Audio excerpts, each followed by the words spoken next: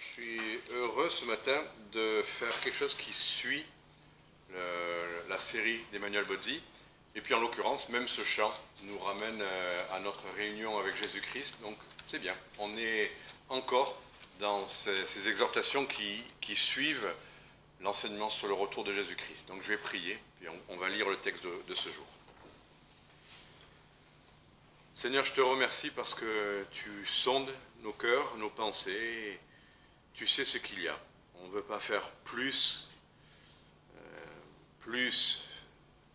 ni faire semblant d'être quelque chose si on ne l'est pas à un moment donné, alors que tu bénisses ta parole dans nos cœurs et dans nos pensées pour que nous soyons vraiment tels que tu le veux.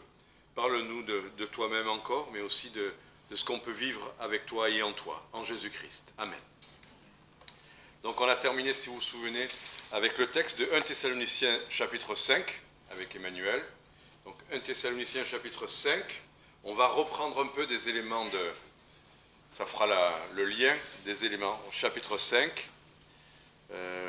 Si vous vous souvenez, les textes en question qui parlaient du retour de Jésus-Christ, c'était après les exhortations pratiques, ce que ça doit faire dans notre vie, comment se préparer à notre réunion avec Jésus-Christ. Eh bien, c'est un peu ce qu'on va reprendre à partir peut-être du verset 8.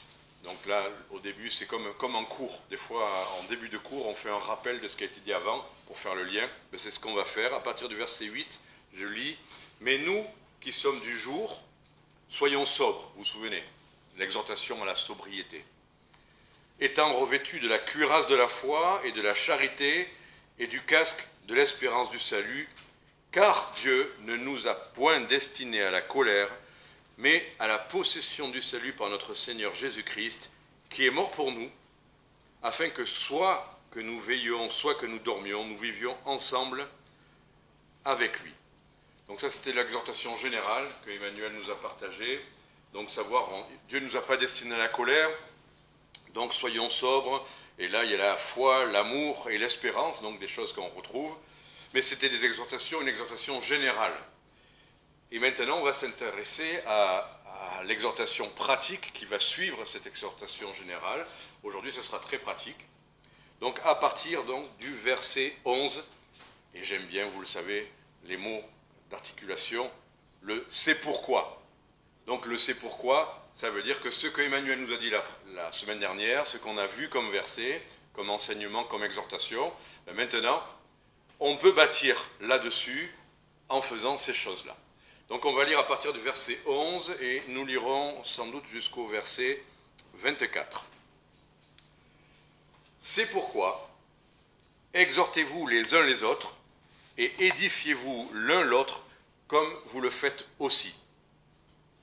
Or, nous vous prions, frères, d'avoir en considération ceux qui travaillent parmi vous et qui président sur vous, selon le Seigneur, et qui vous exhortent, et d'avoir pour eux le plus grand amour.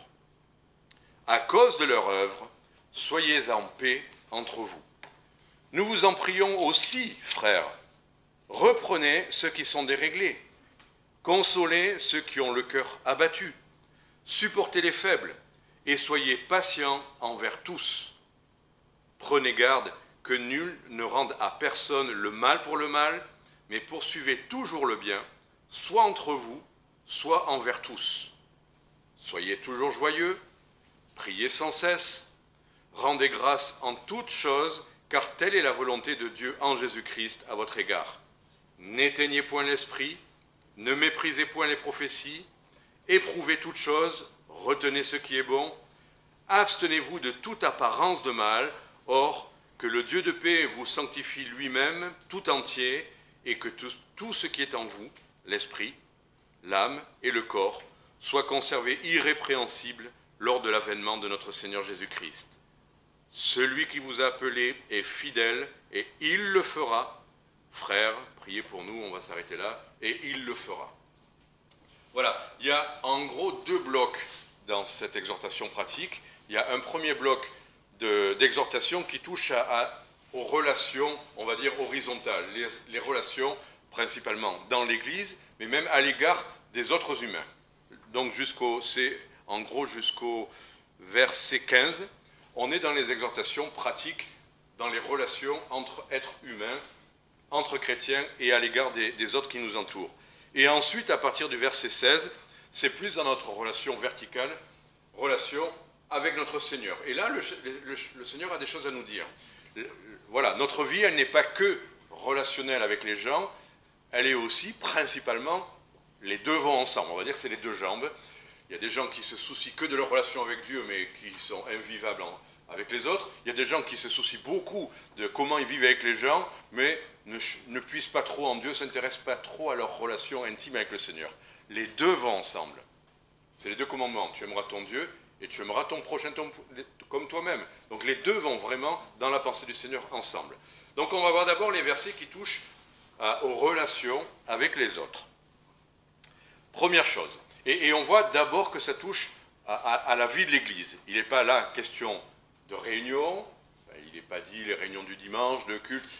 C'est les relations dans l'Église, c'est-à-dire chaque fois que des chrétiens devraient être ensemble, chaque fois qu'il y a quelque chose qui les lie, et c'est pour ça qu'on pourrait dire les réunions, évidemment, on est physiquement ensemble, mais même les communications téléphoniques, même le groupe WhatsApp, on pourrait dire, dans notre assemblée, tout ça, ça fait partie de la vie de l'Église. Les rencontres un avec un dans la famille. On est une famille chrétienne. Est-ce que ce n'est pas une partie de l'Église? Est-ce que ces choses-là ne doivent pas être? Oui, bien sûr. Donc tout ce qui touche aux relations entre chrétiens, principalement avec ceux de l'assemblée locale, voire avec d'autres chrétiens, mais c'est là-dedans.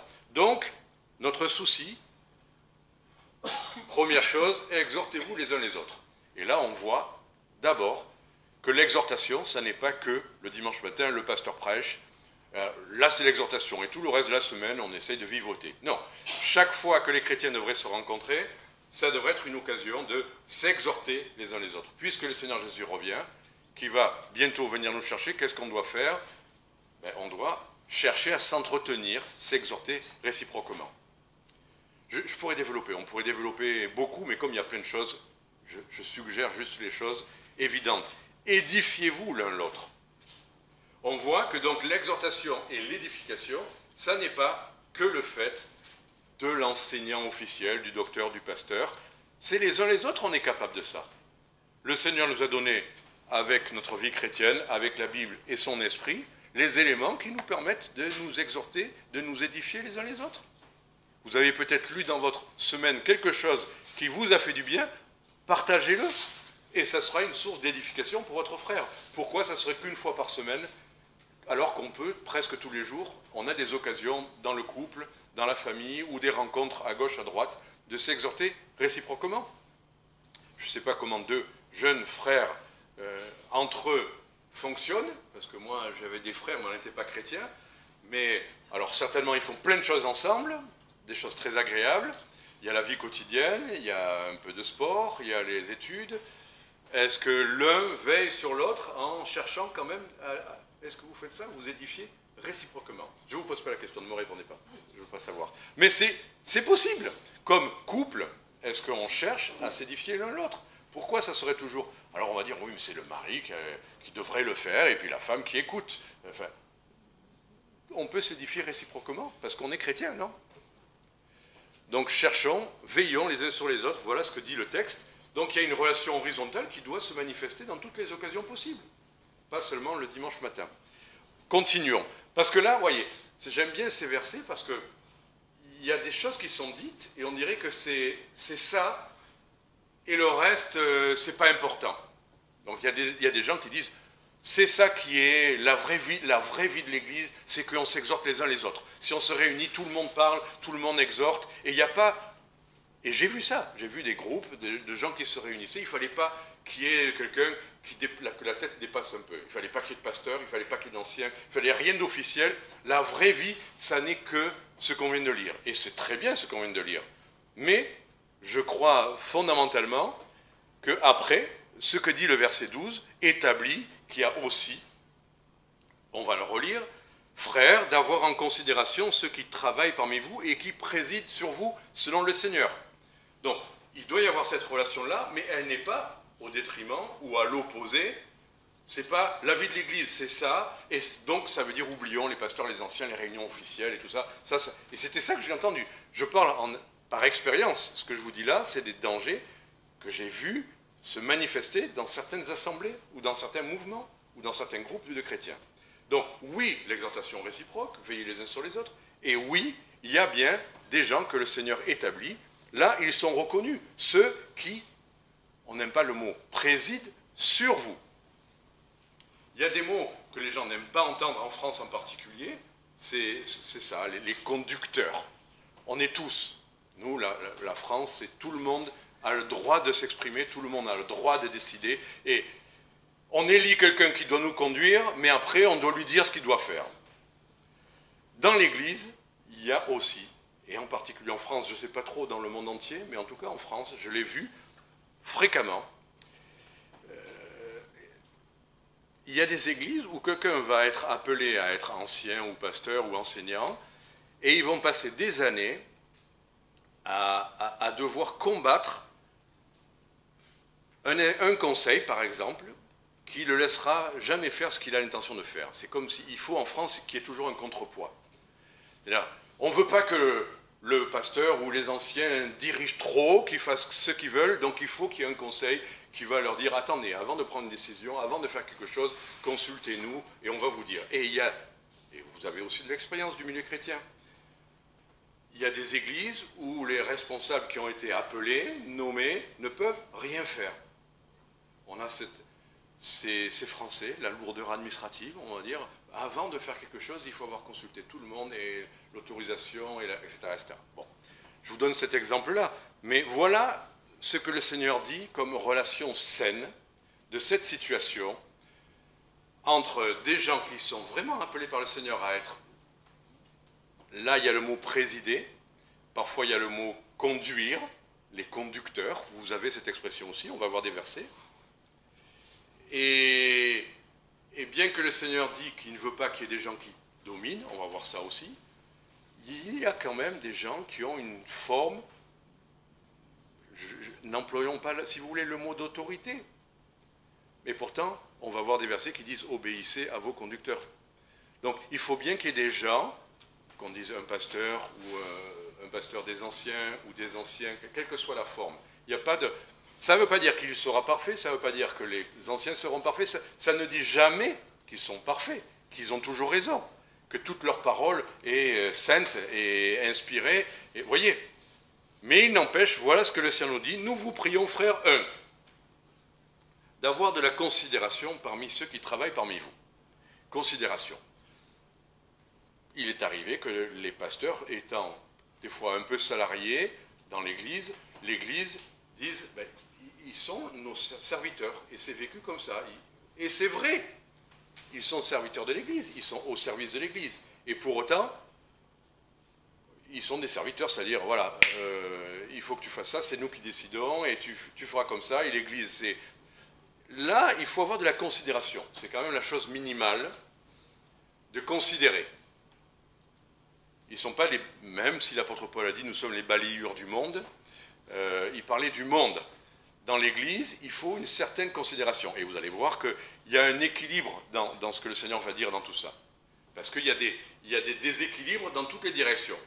Des églises où cette considération devient tout ce qu'il dit, et ils deviennent des dangers pour l'Église parce qu'ils deviennent des caractères dominants, autoritaires, cassants, et on ne peut jamais rien dire qui ne serait pas ce qu'eux ont dit. Donc vous voyez, il y a la balance. Avoir de la considération. Alors, on va lire un autre verset qui parle un tout petit peu de ça, justement, Hébreux 13, 17. Je donne un enseignement là, sur le sujet.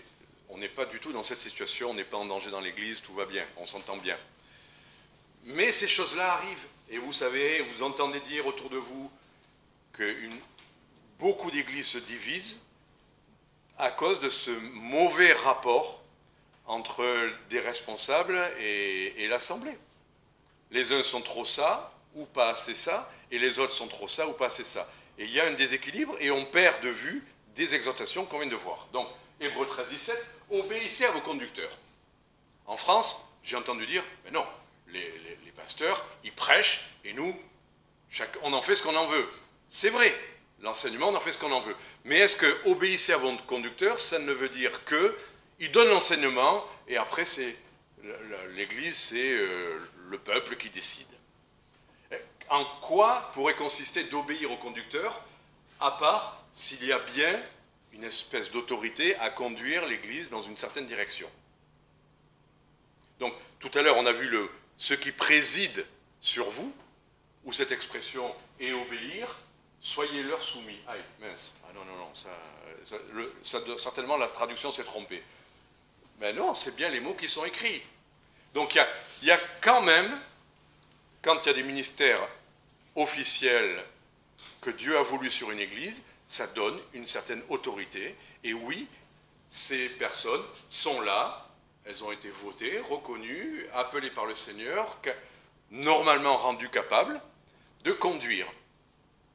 Et dans une certaine mesure, bien sûr, on va voir qu'il y a toujours les garants de tout ça. Ils devront, comme devant en rendre compte, ne vous inquiétez pas, nous devrons en rendre compte de ce que nous faisons de ça. Mais qui? Devant le conseil de l'Église? Peut-être, un peu, mais surtout devant Dieu. On a des comptes à rendre de ce qu'on fait dans le ministère. Et là justement, pourquoi il faut leur obéir? Afin qu'ils le fassent avec joie et non en gémissant, car cela vous serait préjudiciable. Comprenez ce que ça veut dire? Mathilde, il y a eu un choc sur sa roue. À cause de ça, elle pourrait avoir affaire à une voiture qui tire toujours à gauche alors qu'elle veut aller tout droit. Le choc déplacerait quelque chose, le moyeu, l'arbre ou je ne sais quoi, et il n'y a rien de plus fatigant qu'une voiture qui ne va pas droit quand vous devez aller droit. Vous êtes d'accord? C'est un peu ça que je veux dire. Vous avez compris l'illustration, je n'ai pas besoin de beaucoup expliquer. Une église où il faudrait tout le temps lutter. Et ça existe. Et des églises explosent, entre autres avec de ça, où des pasteurs s'en vont, épuisés, et leur ministère devient insupportable, fatigant. Ils le font en gémissant, au lieu d'être heureux. Moi, je suis heureux de servir parmi nous ici, parce qu'on n'a pas ce problème-là. Mais je vous assure que ça arrive, qu'il y ait vraiment des églises qui appellent quelqu'un, le pasteur arrive, et après, il ne peut rien faire. Il passe son temps à gémir, son ministère est une souffrance, au lieu d'être une joie. Et qui est le premier qui empathie? Alors d'abord, oui, le premier ou le deuxième, mais peu importe. Le serviteur en question empathie. En général, son épouse empathie.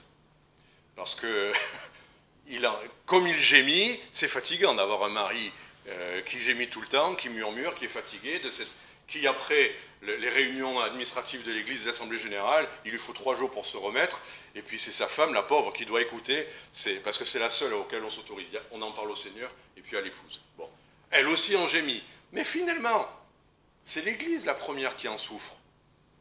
Parce que quand vous servez, quand vous enseignez, et que au lieu d'avoir des regards à l'écoute, bienveillants, vous avez des regards qui vous foudroient, parce que vous savez que les gens ne sont pas d'accord avec vous, qui sont en train de filtrer tout ce que vous dites, si vous le dites de la bonne manière, si vous n'avez pas fait une erreur, et puis celui-là, il parle trop, ou je ne sais quoi. Enfin, à la longue, c'est épuisant. Et on le fait en gémissant, évidemment. Mesdames, ou messieurs, vous préparez un repas, vous tremblez parce qu'il y en a toujours un qui va vous dire « Ah, mais tu n'as pas fait ça, et puis il manque ça. » Et puis, il y a des mamans qui tremblent parce que leurs enfants, une n'aime pas ça, l'autre ne mange pas comme ça. Non, mais ça existe. Tant mieux pour vous si ce n'est pas le cas. J'en connais. La pauvre maman, et moi je me rends compte avec mes filles, maintenant, une qui ne mange pas ci, mange... Des fois, c'est fatigant. Au début, moi j'aime bien cuisiner, mais à la longue, c'est compliqué, faire plaisir à tout le monde. L'enseignement et l'Église, c'est pas faire plaisir à tout le monde. Voilà. S'il y en a un qui n'aime pas les études bibliques qui durent trop longtemps, s'il y en a qui se plaignent qu'elles sont trop courtes, s'il y en a qui... Bon. Voilà. Donc, tout le monde en souffre. Et c'est préjudiciable à tout le monde quand ça arrive, ces choses-là. Donc, une Église qui a des conducteurs, soyez-leur soumis, voilà. Et ça ne veut pas dire. Et là, on tombe dans l'autre exemple. Souvent, donc les gens freinent parce qu'ils disent, oui, mais il ne faut pas non plus que le pasteur ou les anciens deviennent quoi? On va voir ça. 1 Pierre 5, 23, c'est l'autre écueil, dans l'autre direction. 1 Pierre chapitre 5, versets 2 et 3. J'ai dit 23, mais c'est 2 et 3. 1 Pierre 5, versets 2 et 3.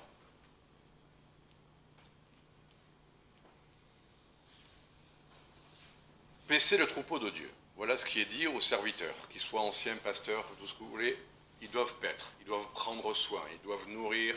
C'est ce qu'on va, à la pastorale, c'est le sujet qu'on a choisi. Qu'est-ce que ça veut dire finalement paître le troupeau de Dieu? Ça veut dire bien nourrir et bien désaltérer. Bien nourrir, c'est l'enseignement, c'est la prédication. Bien désaltérer, c'est que aussi dans ce qui est dit, il y a quelque chose qui rafraîchit notre âme. Le Seigneur est une source d'eau vive. Si on ne nous a que nourris et pas amenés à Christ, il manque le désaltéré. Paître le troupeau de Dieu, ça veut dire prendre soin, connaître et prendre soin personnellement de chacune des brebis, de se soucier de sa santé, de se soucier. C'est pas juste, j'ai donné mon message, maintenant c'est l'affaire du Seigneur, c'est le souverain berger, moi je m'en soucie pas. Un vrai pasteur se soucie de l'état de santé de chacune. Le berger connaît ses brebis, non? Et s'il les connaît, c'est pour en prendre soin, c'est pas juste pour dire, ah j'ai ma liste. Là, pour le voyage avec les 35 Américains, j'ai la liste de tous les... Non, c'est bien d'avoir une liste, mais je ne les connais pas encore.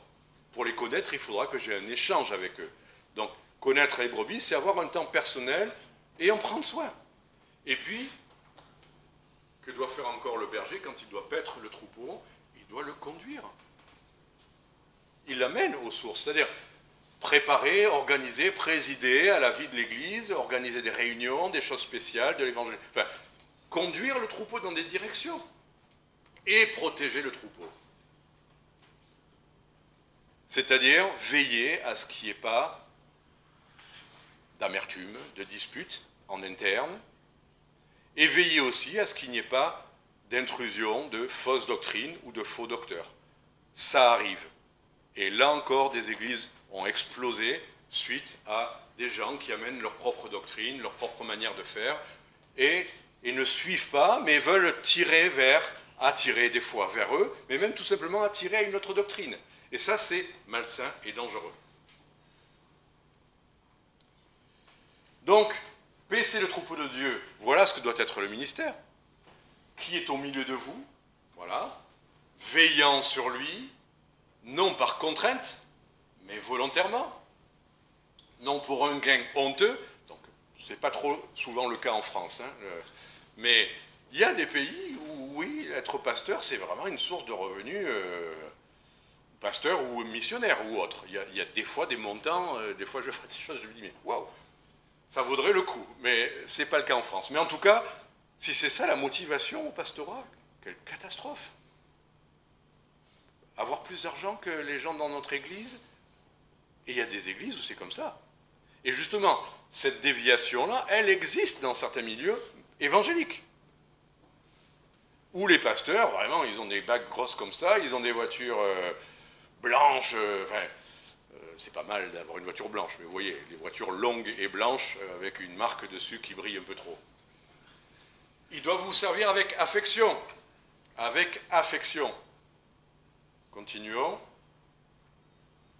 Et c'est là où on voit ce que peut devenir cette autorité que le Seigneur donne, non comme ayant la domination. Voilà. La domination, vous savez ce que ça veut dire?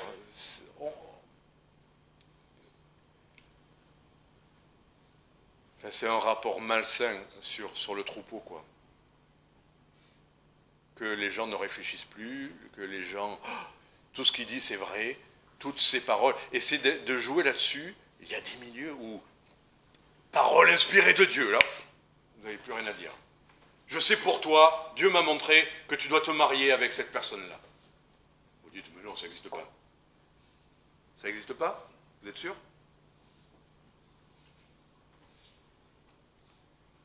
Ça peut aller très loin, cette domination. Et on y gagne de l'argent. Et des fois, ce n'est pas pour l'argent. Il y a des gens qui ne vous servent pas par l'argent. Mais d'avoir du pouvoir sur les gens, et même sur 20 personnes, les gens, on se nourrit de ça, d'avoir du pouvoir. Regardez dans l'entreprise, les petits chefs, comme on dit, là, ils ont en soi, ça peut devenir un danger. Voilà. Ça ne doit pas être le cas. Donc vous voyez les deux extrêmes, entre celui qui gémit parce qu'il ne peut rien faire, et puis l'autre qui, tout ce qu'il dit, ça doit être obéi au doigt et à l'œil. C'est entre les deux, c'est ni l'un ni l'autre, on va dire. Ce n'est pas un équilibre, c'est ni l'un ni l'autre. Donc voilà ce que nous dit le texte, qui préside sur vous, et c'est là où il y a cette expression, si on revient au verset, qui préside sur vous selon le Seigneur. Selon le Seigneur. Ils ont une vie avec le Seigneur, ils obéissent au Seigneur, ce qu'ils font. Parfois, ils vont peut-être prendre des décisions que certains ne vont pas aimer, parfois ils vont reprendre, parfois ils vont aller dans une direction, mais si c'est selon le Seigneur, ben ça ne se manifeste pas de manière cassante, autoritaire. C'est moi le pasteur, c'est moi qui le dis, on le fera. Non, si c'est vraiment le Seigneur qui le fait, regardez les décisions de l'Église. Il y avait une unité, c'était une évidence. Et on marchait ensemble, ça ne s'imposait pas. Et l'apôtre Paul le dit, il leur dit, j'aurais pu m'imposer comme un apôtre.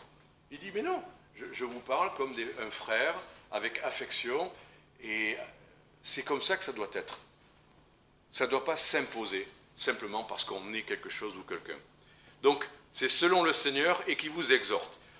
Et verset 13, si on revient au texte, et d'avoir pour eux le plus grand amour. Bon, c'est l'amour chrétien dont il est question, là, vous avez compris. Hein. C'est pas un amour, je ne sais quoi. À cause de leur œuvre. À cause de leur œuvre. Voilà. Parce que si vous les aimez, ils vous aimeront en retour, et réciproquement. Et on a vu tout à l'heure que sinon, tout le monde en pâtira. Ben, quand on s'aime l'un l'autre, quand on s'aime les uns les autres, l'œuvre en est bénie. Évidemment. Tout le monde est béni de ça. Et donc l'œuvre qui en découle, les gens qui viennent, au lieu de voir des gens qui se disputent et ça les fait fuir, ils voient des gens qui s'aiment, des gens qui s'écoutent, des gens qui se respectent. Ils ne voient pas un super prédicateur, directeur de tout. Ils voient une église. Et c'est à cela, on le sait, à l'amour que vous avez les uns pour les autres, entre autres, pas seulement, à l'égard des anciens, à l'égard des pasteurs, ben, qu'ils verront que vous êtes des enfants de Dieu. Et la conclusion, et j'arrête sur ce point-là, soyez en paix entre vous. Si vous savez le nombre d'églises qui se divisent, qui se séparent, qui se détruisent et qui disparaissent, à cause de la non-application de ça, les uns qui sont trop dominants, et ça explose, les autres qui sont trop écrasants, qui empêchent l'œuvre de Dieu d'avancer, et ça fait le même résultat, de dire « oui, mais c'est parce qu'il y a des pasteurs là, bien dans la Bible, c'est pas des pasteurs, c'est des anciens ». Alors on va dans les églises où il n'y a que des anciens, ne vous inquiétez pas, les églises se divisent aussi, parce qu'entre anciens, ben, l'un n'est pas d'accord avec l'autre, et division aussi. Alors, c'est à cause du pasteur? Non, des fois oui, des fois non. C'est à cause des anciens? Des fois oui, des fois non. C'est à cause de la... Soyez en paix les uns avec les autres. Si on cherche ça, et c'est intéressant parce que, si, on va voir, on va continuer, mais tenons-nous-en à ce que le Seigneur nous demande, soyez en paix les uns avec les autres. Voilà. Il a dit ça, il n'a pas fait comme ça se passe pas comme si. Soyez en paix les uns avec les autres, ça ira, ça s'arrangera. Il y a une chose qui peut-être qui n'est pas super, ben, faites confiance au Seigneur, ça s'arrangera. Priez pour, plutôt que vous disputez. Nous vous en prions aussi, frères, verset 14.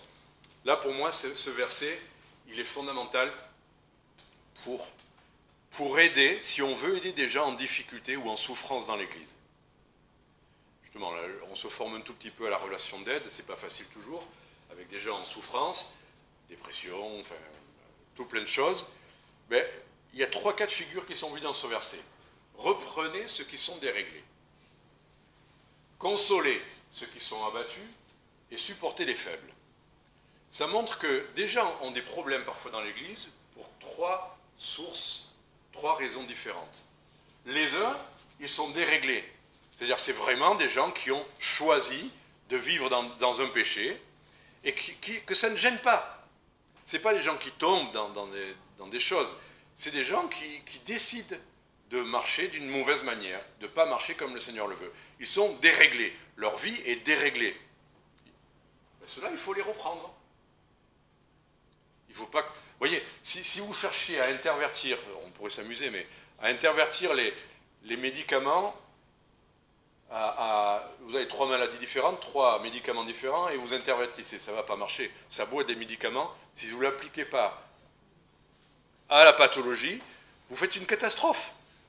Imaginez quelqu'un qui a un sang trop fluide et vous lui donnez un fluidifiant. Allez, réservez-lui une place directement. Non, ceux qui sont déréglés, il ne faut pas les consoler.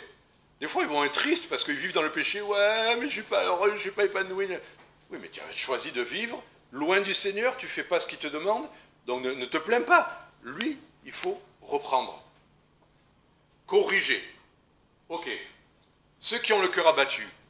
Des fois, quand on a le cœur abattu, justement, on tombe par tristesse. C'est vrai, ça peut arriver, on tombe.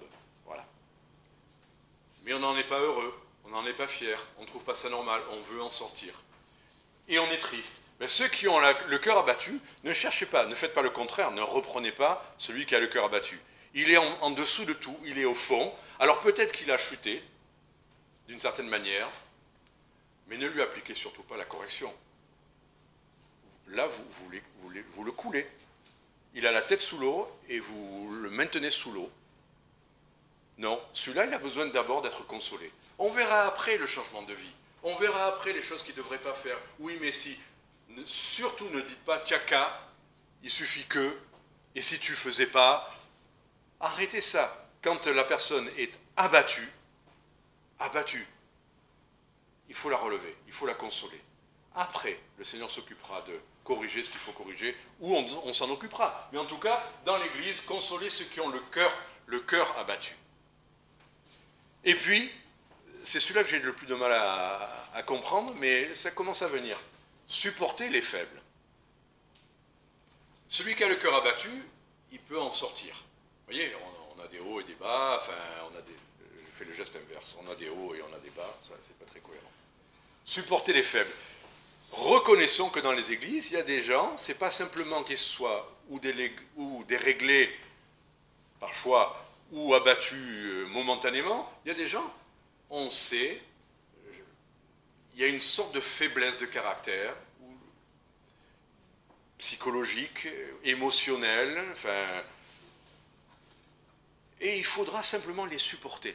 C'est-à-dire supporter, pas dans le sens, on les supporte dans l'église, c'est peut-être parfois un peu ça, mais supporter, il faut quand même les aider, il faut quand même les porter.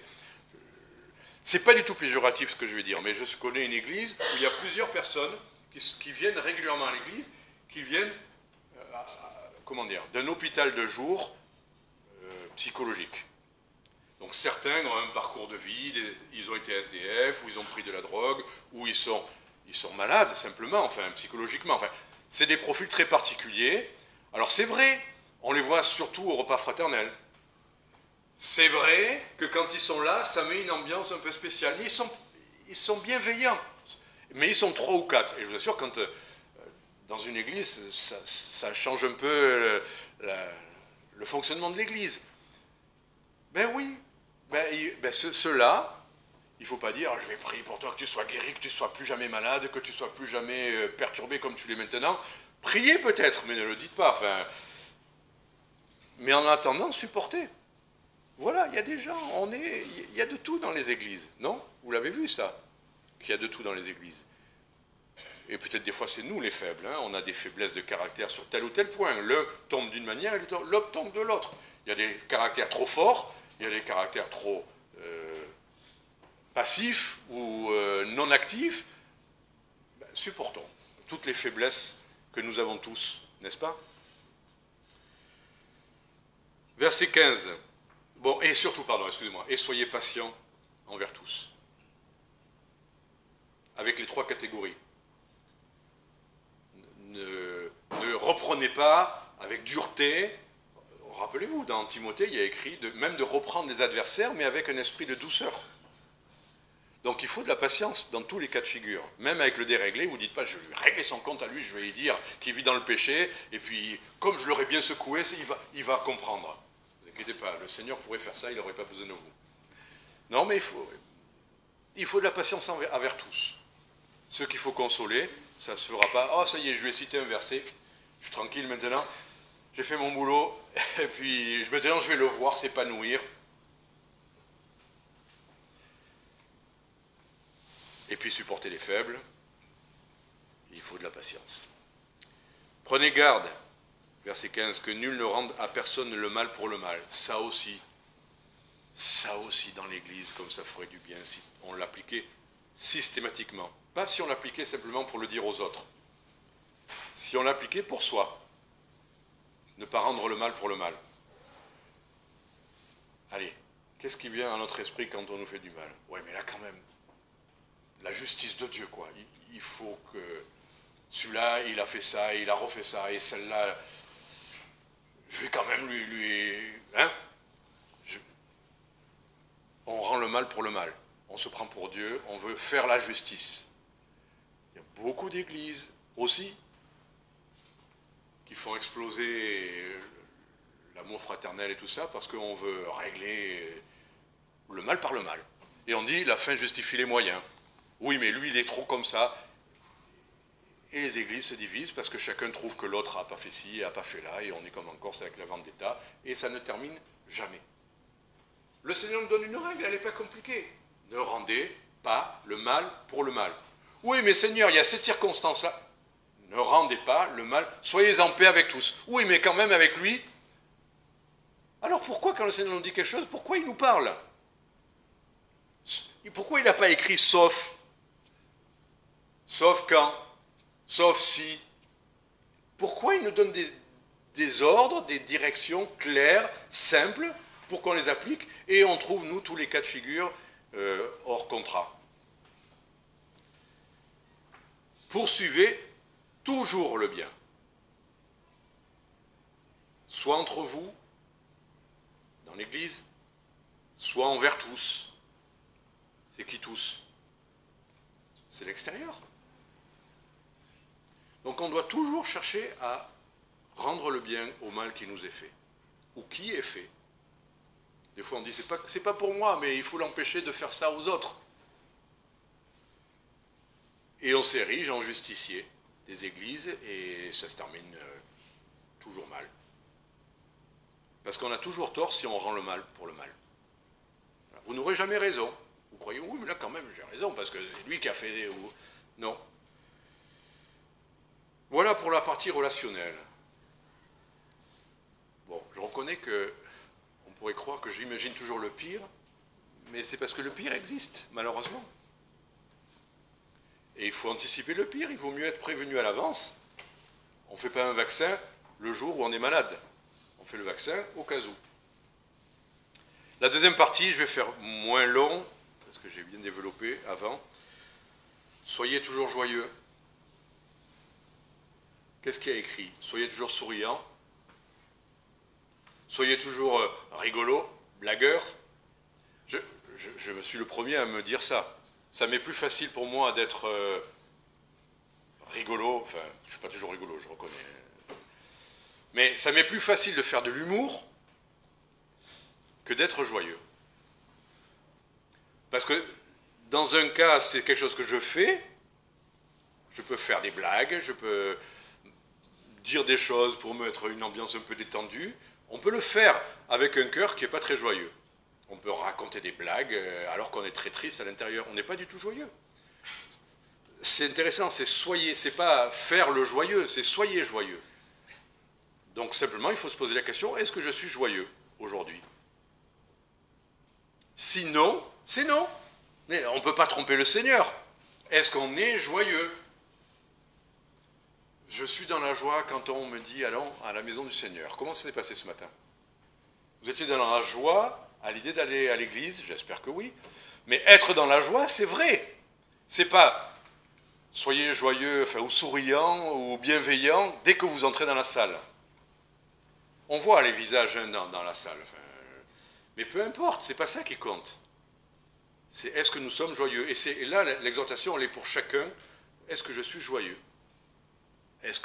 Et là, si vous ne l'êtes pas, ce n'est pas une question de caractère. Ce n'est pas quelqu'un qui rit aux éclats à voix envahissante. Non, c'est pas ça. C'est est-ce que vous avez la joie dans le cœur? On peut l'être très discrètement, mais vous le savez, nous le savons. Soyez toujours joyeux. Ah, toujours, c'est encore la semaine, le week-end, etc., etc. Priez sans cesse. Waouh, mais qu'est-ce qu'il veut dire là? Le sans cesse, ça veut bien dire sans cesse, tout le temps, tout le temps, tout le temps, tout le temps. Et alors qu'est-ce que je fais avec mon cerveau? Ben, je suis toujours en train de prier. Qu'est-ce que je... le sans cesse, ça veut dire quoi? Parce qu'il y a écrit aussi travailler, il faut pourvoir aux besoins de sa famille, il faut répondre aux questions qu'on nous pose. Si on vous pose une question que vous répondez, vous êtes en train de prier parce que les gens ne vont pas comprendre. Tu me parles à moi ou tu parles à Dieu? Non, mais il faut le prier sans cesse, c'est être toujours disposé à prier. Enfin, je pense en toutes circonstances. Vous êtes en voiture, on vous fait une queue de poisson, priez, pour ne pas vous énerver. Enfin, trop souvent, on ne prie pas, on râle. Donc prier sans cesse, pour rendre grâce à Dieu, ben, c'est ce que dit la suite, il y a demander. C'est-à-dire être toujours dans une disposition de cœur où on peut parler au Seigneur. Que tout ce qui nous arrive dans la journée, on est triste, on est content, il nous arrive une épreuve, enfin, prier. Ça, on peut le faire, non? Au travail. On peut le faire. On a un travail, c'est dur, ça va être compliqué. Quoi, mon patron, il m'a parlé comme ça, ben priez. Pas besoin de faire une réunion de prière, pas besoin vite, groupe WhatsApp, pour que tout le monde prie. Déjà, commençons par prier nous. Rendez grâce en toutes choses. Là encore, enfin, rendez grâce en toutes choses. Wow. Là, les préparatifs pour le voyage, on avait préparé plein de choses, et puis hop, d'un coup, il y a tout un bloc, comme un iceberg, qui se détache. On ne va plus en Normandie. Bon, pour les raisons tout à fait valables. Il faut tout réorganiser. Et réorganiser selon 2-3 possibilités. Donc faire des voyages organisés avant d'avoir les réponses de tout le monde, parce que si on le fait comme ça, commencer par Paris, et après la Suisse, et puis après l'Italie, il faut que tout le monde sur le parc. Bon, voilà. C'est de l'organisation.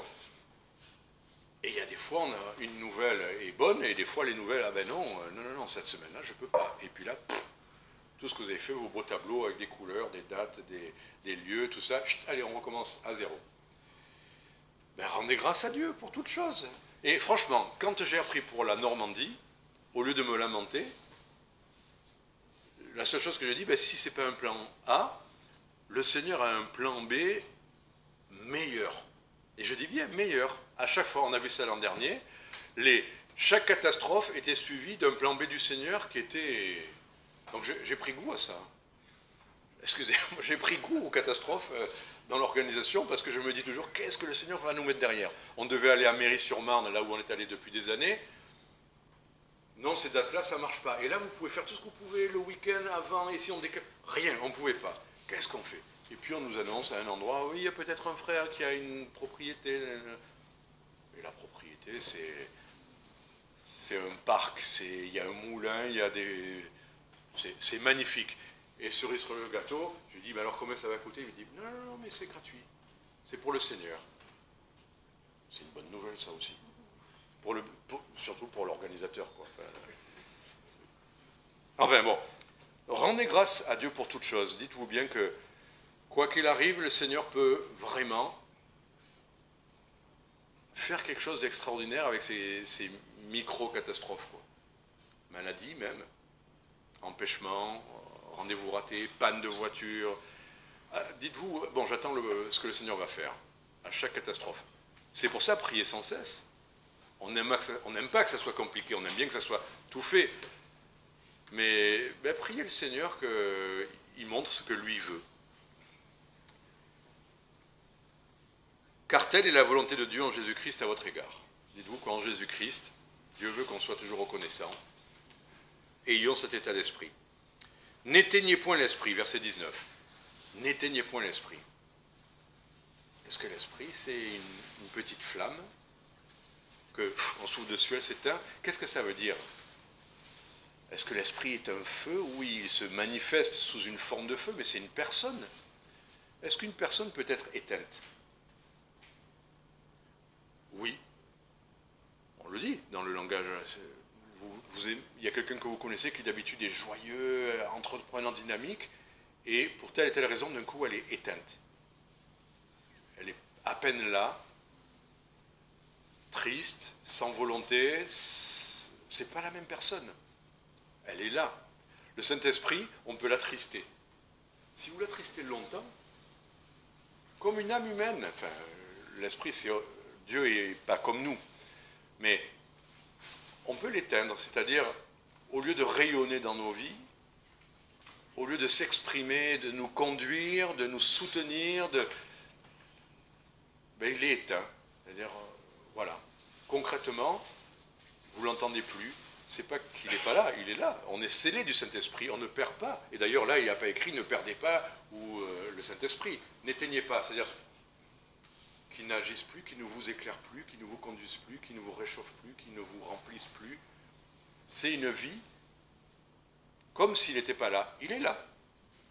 Et là, malheureusement, on peut éteindre l'Esprit dans nos vies. Ça ne veut pas dire définitivement, mais ça veut dire qu'on peut vivre avec une vie où le Saint-Esprit ne se manifeste plus en nous. Et n'acceptons pas ça. Le Seigneur ne le veut pas. Il veut toujours se manifester en nous de manière sensible, de nous conduire, de nous parler, de nous consoler.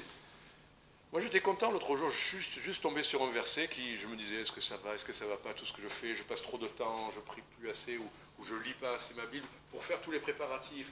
Je disais, Seigneur, je sais pas où j'en suis. Et juste il m'a montré un verset, bon c'est pas pour vanter, quoi, mais je veux dire, le verset qu'il m'a montré, c'est qu'il a vu notre constance et la foi dans les œuvres, etc., etc.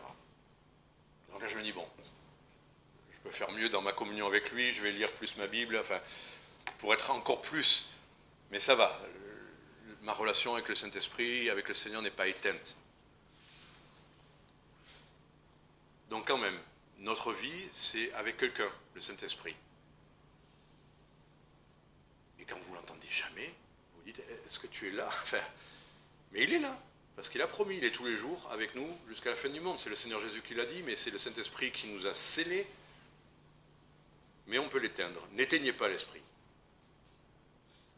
Par manque d'alimentation, voilà, une flamme, il faut toujours l'alimenter. Lecture, prière, service, obéissance. Rien qui l'éteigne, n'envoyez pas un grand seau d'eau dessus par un gros péché qui va effectivement faire pendant un temps, même si le Seigneur nous pardonne, avant qu'il nous reparle, vraiment, avant qu'on ait cette marche quotidienne, même plus que quotidienne, quoi, de tous les instants. Voilà, n'éteignez pas l'Esprit. Et si vous pensez qu'il est un peu éteint dans votre vie, faites ce qu'il faut. Rallumer le don du Saint-Esprit, comme Paul dit à Timothée. Enfin voilà, vous êtes un peu éloigné. Ce jeu d'enfant chaud, froid, vous savez. Est-ce qu'on est dans la mauvaise direction? Ça refroidit. Mais votre relation, c'est ça. Est-ce qu'elle s'est refroidie? Vous êtes éloigné. Il y a quelque chose à corriger. Il faut revenir. Et si c'est chaud, si c'est de plus en plus chaud, rappelez-vous, ça chauffe, ça brûle. Mais c'est bien. Ça ne brûle pas, c'est pas vous qui brûlez. Mais la relation doit être comme ça, se réchauffer de plus en plus avec le Seigneur. Ne méprisez point les prophéties. Oui, on peut mépriser ce qu'on a entendu sur le retour de Jésus-Christ, pas le considérer. On peut mépriser aussi, je pense, dans la vie de l'Église à l'époque, il n'avait pas les épîtres. Donc le don de prophétie, c'était l'enseignement aux églises avant qu'on ait tout le Nouveau Testament. C'était comme ça, les prophéties aussi. Il ne fallait pas mépriser à l'époque ces gens qui se levaient et devaient dire quelque chose de la part du Seigneur. Aujourd'hui, on parle de la part du Seigneur en disant ce que Dieu a dit et on en est sûr. Mais à l'époque, c'est pour ça qu'il dit « éprouvez toute chose, retenez ce qui est bon ». Même à l'époque de l'Église dite primitive, enfin, ou des premiers temps, ce n'était pas parfait. Il y en avait certainement dans les églises qui devaient se lever et raconter n'importe quoi. Mais dans ce cas-là, éprouvez toute chose et retenez ce qui est bon. Et puis le reste. Abstenez-vous de toute apparence de mal. Bon, là, c'est le vieux français apparence de mal ou espèce de mal, parce que ça veut dire que, sinon, ça veut dire abstenez-vous de seulement des choses que les autres vont voir. Non, justement, parce que la suite dit que le Dieu de paix, verset 23, vous sanctifie lui-même tout entier et que tout ce qui est en vous, esprit, âme et corps, soit conservé irrépréhensible lors de l'avènement du Seigneur, de notre Seigneur Jésus-Christ. Ça montre bien que toute apparence, ce n'est pas que les choses que les autres vont voir. Parce qu'il y a des gens qui savent très bien, très bien, faire bonne figure, alors qu'à l'intérieur, c'est la catastrophe. Alors que dans d'autres circonstances, c'est la catastrophe, alors qu'avec d'autres personnes, c'est la catastrophe. Non, corps, âme et esprit. Tout ce que vous êtes, tout ce qui est en vous, doit être sanctifié. Et c'est le Dieu de paix lui-même qui vous sanctifiera. Ce n'est pas d'arracher des choses de vous tout le temps, de passer son temps à dire « Ah, ça c'est pas bien, je l'enlève », ça revient, ne vous inquiétez pas. Mais en relation avec le Seigneur Jésus, en communion avec lui, en marche avec lui, ben le Seigneur nous sanctifie tout entier. On est tous surpris que nos pensées, nos sentiments, notre âme et notre corps peuvent être livrés au Seigneur et l'honorer. Et c'est ce que veut le Seigneur, corps, âme et esprit. Pas juste votre service physique, même s'il le faut, mais votre âme et votre cœur aussi. Et la bonne nouvelle, celui qui vous a appelé, verset 24, est fidèle et il le fera. Vous voyez bien que la sanctification, ce n'est pas nous. Il y a des choses que nous, on peut enlever, parce qu'il le dit. Voilà, il faut travailler à notre sanctification, il y a des choses qu'il faut arrêter, ne pas faire, mais notre vraie sanctification, elle vient de l'intérieur, elle est une vie avec lui. Et c'est lui qui le fait. Si nous faisons ce qu'il nous demande, ce qu'il nous montre, simplement, jour après jour. Que le Seigneur vous bénisse. Voilà, il y avait beaucoup de choses, c'était pratique, sur la vie de l'Église, et puis sur notre vie avec le Seigneur. Que le Seigneur vous bénisse.